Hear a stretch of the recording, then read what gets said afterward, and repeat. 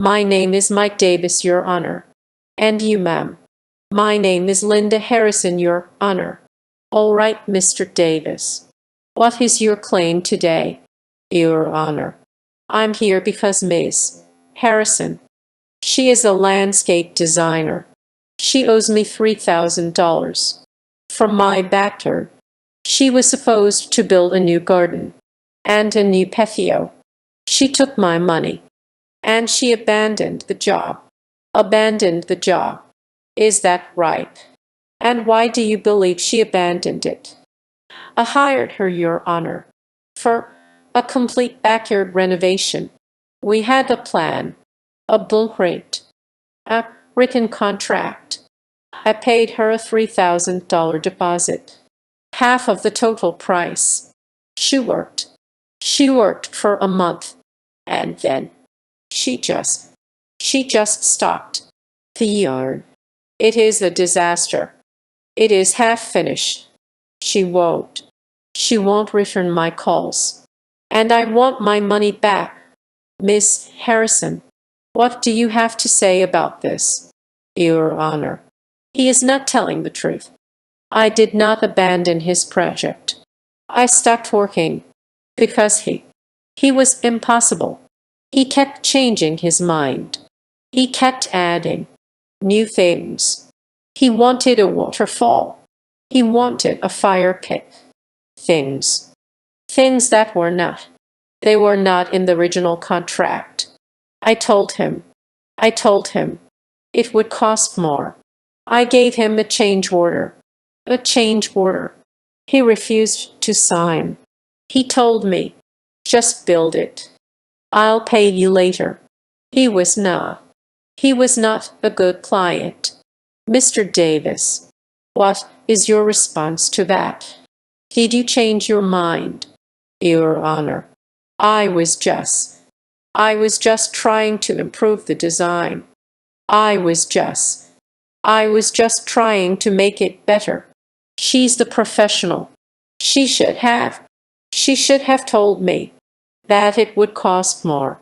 She just took my money, and she didn't do the work. The fact that I added a few things is irrelevant. The fact is, she abandoned the job. Miss Harrison, do you have a contract? A written contract? Yes, Your Honor. I do. It's right here. It has a detailed plan of everything that was to be built. It has a clause that says any changes to the design must be approved in writing by both parties. He never proved it in writing. He just kept telling me to keep working, and he just refused to pay me. This is a case of a professional service and a very common problem. You, Mr. Davis, you hired a professional. You had a contract, a written contract, a contract that protected both of you, and you chose to ignore it. You cannot tell a professional to do more work, to add more materials, and then refuse to pay them. That is a breach of contract. A clear breach of contract by you. Miss Harrison, your argument that you stopped working because of his actions, it is credible. Your evidence, the change order that he refused to sign. It is clear. It is convincing. It is the truth. The law. It protects professionals from clients who refuse to pay. And you had a right to stop work when you were not being paid. I find in favor of the defendant. Miss Harrison, my name is George Baker, Your Honor. And you, ma'am, my name is Anna Chen, Your Honor. All right, Mr. Baker. What is your claim today? Your Honor, I'm here because Miss Chen. She is the professional organizer. She owes me $2,800 from my antique toy collection. She broke it. Broke it. Is that right? And how did she break it? I hired her, Your Honor, to organize my collection of antique toys. It was a very valuable collection. I paid her $1,000 up front. She was supposed to come in. She was supposed to catalog them and organize them. She dropped a whole box, of my antique toy soldiers. They were all, they were all broken. Their heads. Their heads were snapped off. She's a professional. She should have been more careful. She should have been more gentle. Miss Chen, what do you have to say about this? Your Honor, he is not telling the truth. The toys. The toys. They were in terrible condition.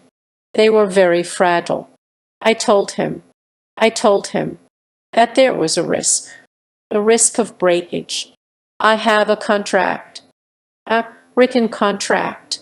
It says, professional organizer is not liable for unforeseen damage to fragile or delicate items. It says that. Right here. I did my best. I was gentle, but they just fell apart. Mr. Baker, what is your response to that? Did you know the items were fragile? Your Honor, they were old. Of course, they were fragile. But she is the professional. She should have. She should have known. She should have handled them with care. The fact that she just dropped a box.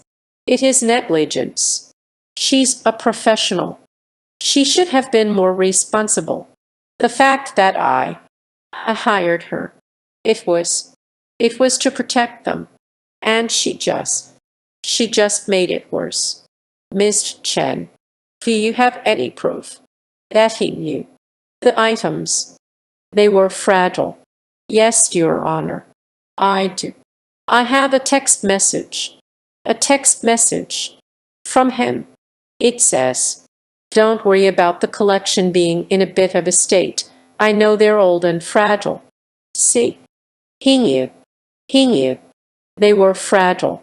He was just trying to blame me for his own poor maintenance. He just wanted to get a free service and a free payday. This is a case of a professional service and an unfortunate accident. The law, it is very clear. A professional is not liable for damage that is caused by a pre-existing condition. You, Mr. Baker, you hired a professional. You were aware that the items, they were fragile, and you signed a contract that protected the professional from liability. Ms. Chen, your argument that you were just doing your job. It is credible. Your evidence, the signed contract, the text message, it is clear. It is convincing. It is the truth. The law, it protects professionals from clients who refuse to accept the terms of a contract. You did your job. You did your job. You fulfilled your end of the bargain. He is the one who failed.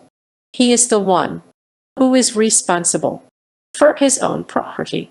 I find in favor of the defendant, Ms. Chen. Mr. Baker, you owe Ms. Chen the remaining balance for her services, and your case, it is dismissed.